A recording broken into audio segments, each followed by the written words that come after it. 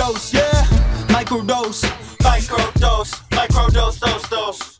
Microdose, microdose, dose. Microdose, microdose, dose. We're doing this in 5, 7, 4, 3. What's good, y'all? New episode of the Microdose. Kush Hayes here, local by choice, international by nature, and you know what that means. I'm with one of the homies from Where Nobody Knows Your Name, the official, unofficial Cheers podcast, James Marshall. What's good? Welcome to the show again. We're talking season 9, man. Can you believe we're this far into your series already? It both flies by and feels like a drag. But Okay. I think that's fair. When this will sound bad, but the end is in sight. That's not this sounds more negative than it was meant to be. But we've only got 70-ish episodes left now, which, considering there's 280 odd episodes, it made us go, oh wow, there's not that much left at all. Year and a half, and we'll be done, basically. Which is, and if I'm not mistaken, you guys don't take any breaks either. So once you cross season 7, you go into season 8, you go into season 9, and 10 and 11 too. So you've literally got 14 more months of this show left, give or take a week. Yeah, that sounds about right. Yeah. After this, I think you're already a part of another TV series podcast, or are you guys going to split up? Are you guys going to do another series? You go into Frasier. Well, I ramble. Well, I've started one, and it's a work in progress. The pilot is out there, our first episode, but it's one that me and the person who does the artwork, predominantly our cover artwork on Facebook, her and I have started up a podcast which talks about TV more in general. So it's more of a piecemeal approach, so people can dip in and out as they like. It's called Where the Sun Always Shines, because the sun always shines on TV, of course. Okay. And our first season will be about TV pilots. So we've picked a few to discuss why they work, and at the end of this season, we hope to have had a nice packaged way of saying not only what our favorite pilots are, but the craft that goes into creating a TV pilot of any genre. Our first one is discussing Black Books, which is a British sitcom from the early 2000s, set in a bookshop owned by a grumpy Irishman. That old trope. Is it going to be specifically about just TV pilots that did or did not make it, or are you going to talk about modern TV too, like anything, just the new hit thing on Netflix, which I think today is called Beef? I've heard of Beef, Ali Wong. That's something we're definitely going to look into, probably more so towards when the Cheers podcast ends. But yeah, our first volume of episodes will be about TV pilots. Both, we're going to talk about some of the gargantuan ones like Breaking Bad, but also some of these more niche ones like Black Books and Pushing Daisies we're going to look at as well, which is someone described it as a whimsical forensic fairy tale of a sitcom. So we thought, that's worth discussing about.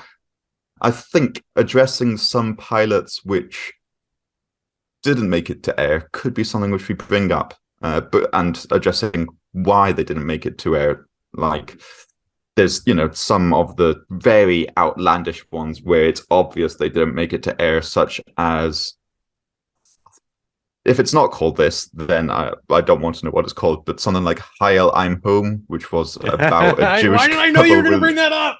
I don't know what. I was like, he's going to talk about the Hitler pilot. He's going to talk about... Yes. Do it, James. Do it. And you do it. Let the hate flow through you. Things like that where you go, I could see why this show didn't. The lore for that show, like I haven't seen it. I'm sure it's out there on YouTube somewhere, or Pirates Bay or whatever. But like, the crazy story about that is like it actually made it to broadcast, and then like 15 minutes, and they're like, "Oh my god, what this? Why is this on there?" And then they just yanked it. Like it's maybe the only show that's been canceled as it was premiering, and it's Also, what were you thinking? How did it get that far that it actually made This is broadcast? fine. Don't I mean, worry about it. it has to be one of It was a those long things where time like ago. someone got fired and someone got hired, and like Mm. someone's like, "Oh, what that one project? Oh, it's like way under budget. I don't want to care. No one's looking at that, you know." Like, yeah. We need to fill airtime somehow. Just put a yeah. Okay, well, I don't want to throw you under the bus. I don't want to put any pressure on you, but I'd love to see a list of what you're going to cover, and I would love to be a part of one of those episodes because, yeah, man, Yeah, for sure. there's some crazy shit out there. But we're talking about season 9 of Cheers, and when last we spoke about 5 months ago, Rebecca had just met a gentleman named Robin Colcourt. He is very rich and very wealthy, and he's also a sleazebag. But he's played Yeah. brilliantly by Roger Reese, who I think the only other thing I've seen him in is Robin Hood Men in Tights. Can you confirm or deny that? He is in Robin Hood Men in Tights. Okay. He had a recurring role in The West Wing. He was Oh, in okay. a few episodes of Grey's Anatomy, I think in season 3 or 4, where he played very much a similar character to Robin Colcourt, but he was just a top surgeon, not a billionaire. So, Okay. yeah, very, Grey's very Anatomy similar gets archetype. played on a loop in this house, not by my doing, but it's definitely on all the time. So I'm surprised I haven't. Like, I just walk through all the time. I pick up the whole series by osmosis. We talked about that the last time you were here. Like, you just I know. Oh, Bailey's up to some shit again, huh? Oh, someone broke Oh, Sandra O's what's heart she again. like? Oh no! Like, why are we always making Sandra O cry? Please. But Yeah, I'm surprised I haven't seen Roger Reese on. Also, why do I get him confused with Craig Ferguson sometimes? well, probably. There's clearly an age gap, but for some reason, I'm just like, I don't know how much of an age gap there is. I think Roger Reese, if he was alive now, is probably slightly older, but I don't know how much older because Craig Ferguson started off as a stand-up comedian over in the UK in the 80s, and then he was on the Drew Carey show in what, mid 90s to early 2000s? early Was it, mid or late 90s, 90s? yeah. Yeah. And he was a popular character on that show. Like they kept him around forever. Yeah, so yeah, I think Roger Reese is probably the older one, but not by much because Craig Ferguson's, I'd say, pushing 70 now, easily. Yeah. Good for him. Yeah. Yeah. But no, he's very good, Craig Ferguson. A lot of time for him. But no, Roger Reese plays that archetype very well. He plays the foreign 80s. I want to say he's a billionaire because that's where inflation is taking us today. But no, he's just a millionaire. He's just a millionaire. And we've discovered, like, not only is he cheating on Rebecca, but he's luring her on the entire time, and it seems weird, but she's still into it, or she's at least tolerating it. And every time she's about to explode, like, he gives her like a diamond necklace, or it was like, "Hey, move into my house." And with that last one, as she's moving in, she discovers that he's only been using her to get her secret password, which is funny that you have to say secret and password in the same sentence, but that was computers in the 80s for you. And he's using her to get insider information on a company he wants to buy. And this is very illegal. This is very illegal, James Marshall. And that's a big no-no in this house. Big no-no. You come to my bar.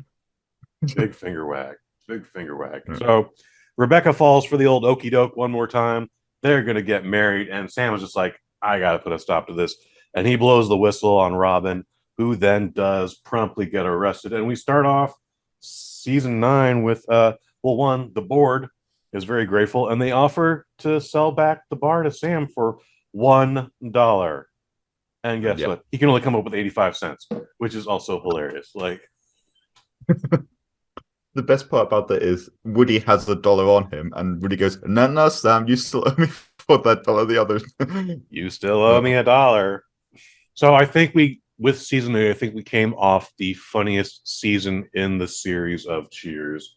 season 9, I think, is also very strong. I have to go back and watch more. Like, I only got up to like episode 4 or 5 last night, reviewing it for this episode. But then once we get to season 10, we already know there's like 2 more seasons left, and then they're just kind of, when they're not phoning it in, they're doing a greatest hits anthology. Yeah. But what do you remember about season 9 coming up, or what are you looking forward to talking about with season 9 coming up? I only know that you're only a few episodes in as of this moment, but We do get Hill. oh of Melville's, yes, Jonathan Hill. Oh, is it Yeah, Alan Hill? and John Allen Hill. John Yeah, Allen Hill. And Henry, as in I will steal your Oh, girlfriend. Henry. Yes. Oh, damn. Yeah, those 2 characters by themselves are so strong, but then you get episodes where they just weave. They somehow never cross paths, but they weave through those episodes so well. Henri is such a great antagonist for Woody, trying to break up his relationship with Kelly. And then you just love watching John Allen Hill just torture Sam. It's Sam. hello, Sam. And the stuff they do with him is so much better than anything we've gotten out of Gary's Old Town Tavern, which has all been great. Like, I don't think there's a bad Gary's episode, but you're just like, oh, this guy's just bringing something extra to this role, to this series, and you love every moment he's on the screen, and he just drives Sam Soap to a wall. Like, this man's like stabbing a rubber welcome mat at one point. That's how enraged he is, you know. It is an indication of, despite a show which was going on for 9 seasons, they were able to introduce a character which was not just entertaining, but which was a logical addition, because we'd never seen the owner of Melville's before. Right. Yeah, it never became a thing. It was always just like, Melville's just up the stairs. Go ahead. Yeah, have some fish. Yep. Yeah, that was an impressive story that they could pull up 9 seasons in, because with a lot of sitcoms, you get 9 seasons in, and it's when they're starting to flag a bit and running out of ideas. And when they introduce a new character, they are not funny. Like, it's wild. Like, it's the cousin Oliver syndrome, and the guys at Cheers somehow figured out a way around that. Like, I don't know if you're familiar with the reference I just dropped there, cousin Oliver. That's it's from the Brady Bunch. They had I was like, I recognize this. Yeah, I mean, there was already 6 kids on the Brady Bunch, but now Greg and Marsha are starting to get into college, and everyone else is just they're older, they're a little more mature. You know, Bobby and Cindy not cute anymore. They're just kids. So like, oh, let's bring in this new child, and everyone's just like, this guy, like, no fault of his, no fault of the actors, but it's like, this guy sucks. There was a British sitcom called My Family, and when it started off, it was married couple with children. When it started off, the oldest child was late teens. So he, in like series 2 or 3, he went off to college because the actor was, mid-20s by that point, and he was like, I want to find other work. So he went to go and film Love Actually, and he's the British guy who goes to the States to find American women. But by the time the youngest, and this series went on for 10, 12 years, which is a lot for a British sitcom. Right. But by the time the youngest child, who was 12 or so, had already gone to college, they went, oh, we're running out of children. So they got the middle child, who was a daughter. She came back in like a later season, and she went, oh yeah, this is my son. And then they're like, oh, we've got a grandson now. Fine. And just brought this young child. No, they've done it all the time, especially with TV shows involving kids. Yeah. So like Growing Pains with Kirk Cameron. Eventually he went to college, and the youngest, the cute kid, Ben, like, oh no, he's a junior. No, now he's in high school. Oh, he's not cute anymore. Oh, let's get Joanna Kearns pregnant again, and then we'll age the kid 5 years in a year. And it's like, oh, that's again, no fault of the actress. So you're just like, oh, this doesn't work. But Modern Family went on for years. All right. Fresh Prince was an odd one because it was only 6 seasons, and halfway through they went, bring a baby in. Well, Family Matters dropped a daughter to gain a nephew. Like, Little Richie was already a thing, but like, again, it was this thing, was like he jumped from 2 to 7 overnight. But then the middle child went up the stairs and went to her room and was never seen again. But meanwhile, Laura's around, Urkel's always around, Eddie's around. It happened all the way back in Happy Days, didn't it? Because I think it was. Oh yeah. Was it Ron Howard's character who went up the stairs and was never seen again? No, it was Ron Howard's older brother, and I forget if his name was like Archie or something. But like, yeah, and that was season 1. Again, Archie, for lack of a better name, went up the stairs to his room and was never seen again. And then it was just Richie and Joni for the rest of the series. And then of course, and Fonzie was a late addition to that. Fonzie didn't show up till like late season 1, early season 2. Anyway. You just reminded me talking about that British TV series. So you guys have a series called Shameless. It worked its way over here to the United States under Showtime. And going back to your pilot series, they remade that pilot shot for shot. Like you could access the UK Shameless for, I forget if it was Hulu or if it was on Netflix, but like I was like, okay, Shameless is pretty interesting. I'd like to see more about this, blah, blah, blah, blah. So I watched the American pilot and then the UK pilot, and it was like, no, they literally took shot for shot to recreate that American series. They drop everything after episode 2, but it's like fascinating that they would just do this. I don't know why we couldn't just have the UK Shameless, but maybe there's a language barrier. I don't know. Language and cultural thing. I don't. Because I think in the UK one, it's in a council estate, which I imagine might be a thing in the US, but certainly not so much. Not by name. Maybe I understand the definition, but I've never heard that term. It's basically it's apartment blocks which are funded by local government bodies. Dig it. Yes, we call that Section 8 housing. The projects is also what it's projects. Called. But yeah, from what I understand in the US, it's more of like a trailer park type deal for Shameless. But I've not seen much of the US one. So now the US one, it takes place in Chicago, which is surprising that it doesn't take place in Boston, because I know that the UK version is following Irish people. We call them white trash out here, but it's they're Irish folks over there just struggling to get by any means necessary, but white trash out here. And that's, for some reason, it takes place in Chicago. And yeah, these folks get into all sorts of crazy shit. But I dropped the US Shameless after like season 5 because William H. Macy's character, he's a crackhead. He's a crackhead. Yeah. He's also not afraid of a needle to jab into his veins, and like, I don't think the man religiously showers or regularly showers, or like, so when he's like banging housewives, I'm like, no. I don't care what emotional problem this white woman is going through. There's no way she's just letting this crackhead bang her. Like, no. And that's why I just kind of tapped out. I was like, people are having way too much sex on it. People having way too much sex on this show. No. That's how I reacted to it. That's how I reacted to Grey's Anatomy, because an ex of mine watched it a lot, and I was happy for her to watch it while I was, cooking or whatever. And just because I was seeing it like halfway through, I was like, so they're just sleeping with everybody. Is this how the show works? Yeah. The opening shot of Grey's Anatomy is one of the doctors sleeping with one of her patients. I forget how, but like, yeah, American doctors out here, like a Dr. Drew. I don't know if you're familiar with him or not, but like, he's like, oh yeah, that bitch would be fired immediately. That's not supposed to happen ever. Immediately that's fired. Not okay.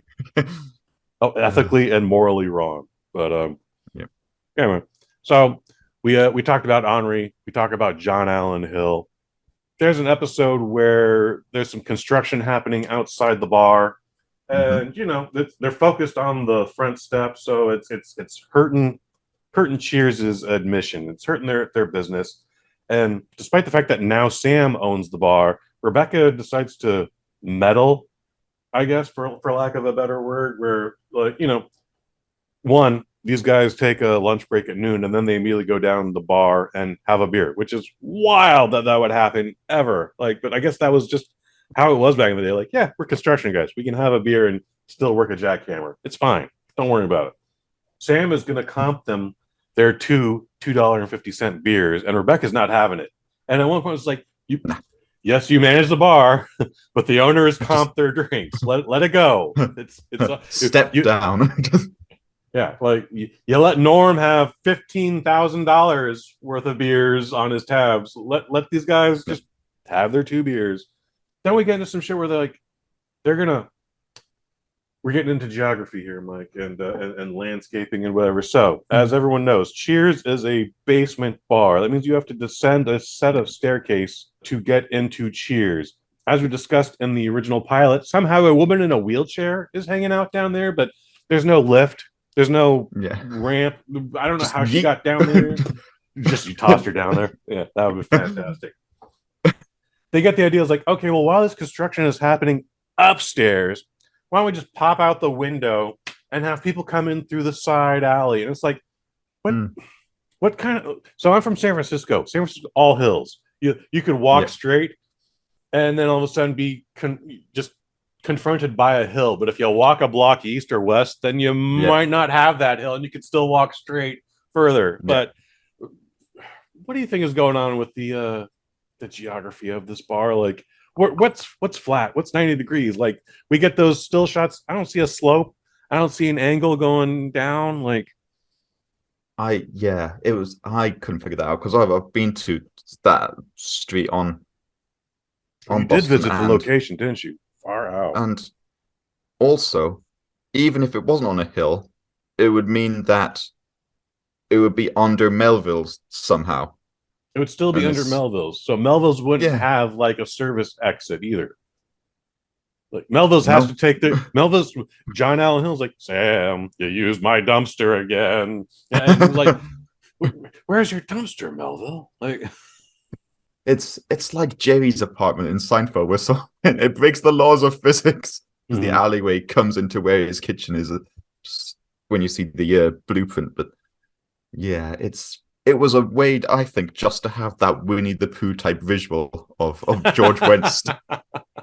Yeah, no, it was a whole thing. I liked the episode, but oh, it's a great episode. Yeah, the question of how people get into Cheers. At no point is like, just let them come through Melville's and walk down those stairs. That actually never comes up in the whole episode. They ignore that whole detail there.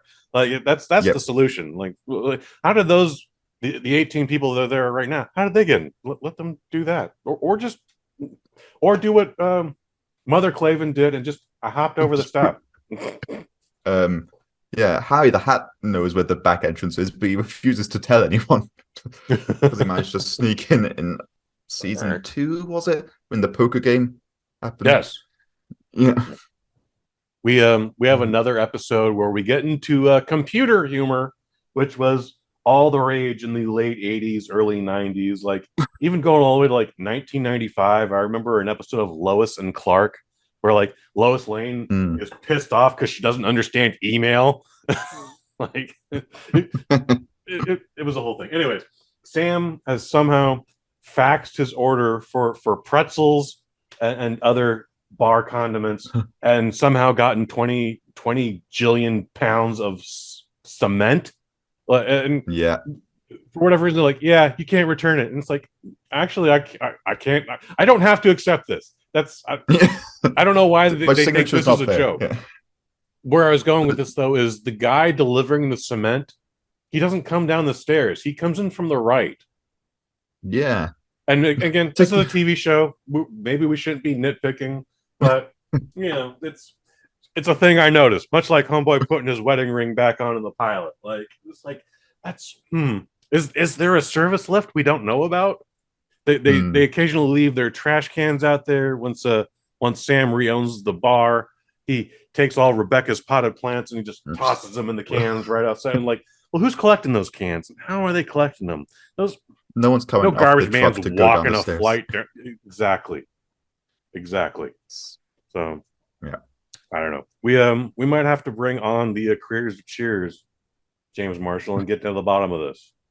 Can't be today, so unfortunately. James Burrows, explain this. Explain what's happening here. Explain yourself, sir. Anyway. I could just imagine him going, "It was a long time ago in the show. We no longer." And we never expected people to just analyze it over and over and over again, even with our syndication rights. There was a great interaction. I was at a film festival a few years back, and there was a is his name Mark Chapman? No, that's not his name. I'll find what his name is. It was the cinematographer for Taxi Driver and Raging Bull and all this. Michael Chapman. Yeah, I was at a film festival, and they were doing a kind of collection of his work, and Fugitive was another one of them. And someone asked like what kind of stock they were filming on and what lens he used, and he was like, "It was 50 years ago, and I'm an old man. I don't." And then the follow-up question was, "Do you get bored of people asking you about Taxi Driver?" And he just went, "Yes." I appreciate those. I thought it was fantastic. I appreciate those because they're just straight to the point. You know, they. I've answered this question 500 times now. It's got to be on YouTube. Just go find me on YouTube. It's there. I promise you. Yeah. I appreciate those guys with those answers. So, and also like, yeah. I don't remember what lens I used on a shoot 2 years ago. How the fuck am I gonna remember this 50 years ago? Stupid question. It's not a stupid question, but at the same time, it's just like, hey, man, I don't know. It was a job. I was happy I earned my paycheck that day, and I moved on. You know, like, yeah. Like, I couldn't tell you the score for Game 7 of the 2019 NBA playoffs or NBA Finals right now. Like, I couldn't. I'm sorry. I was there. I don't know what the score was.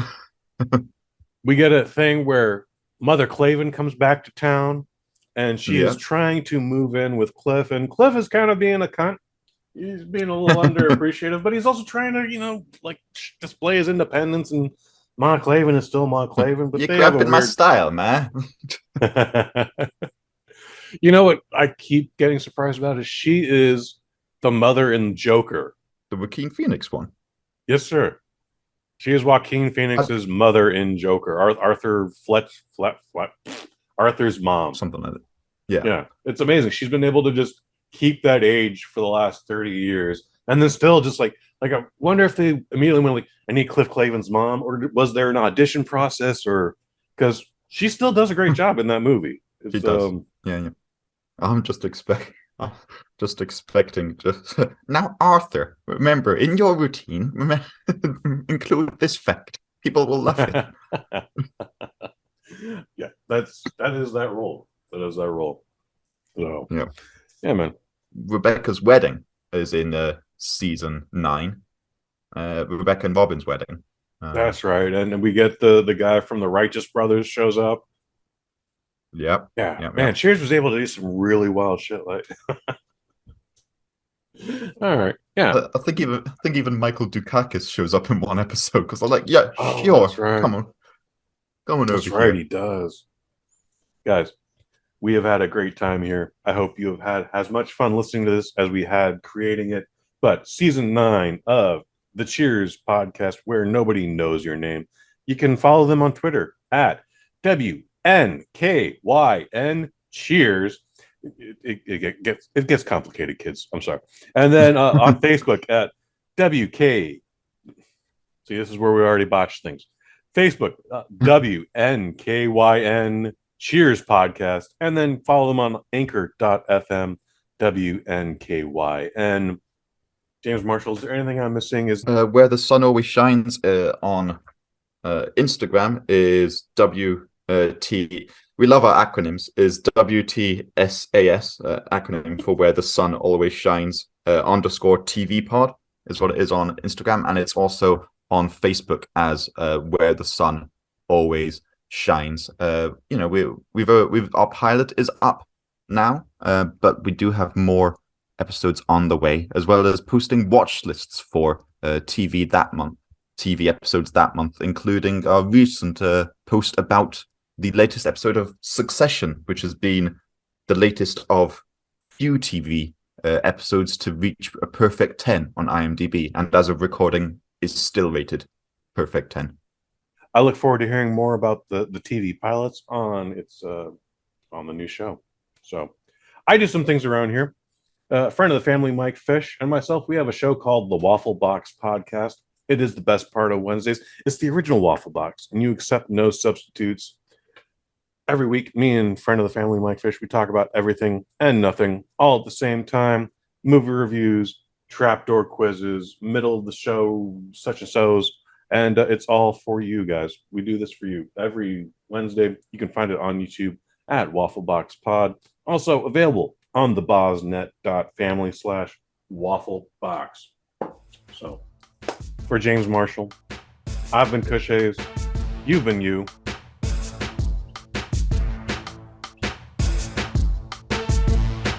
Microdose, microdose, microdose, microdose, microdose, microdose, microdose, yeah, microdose.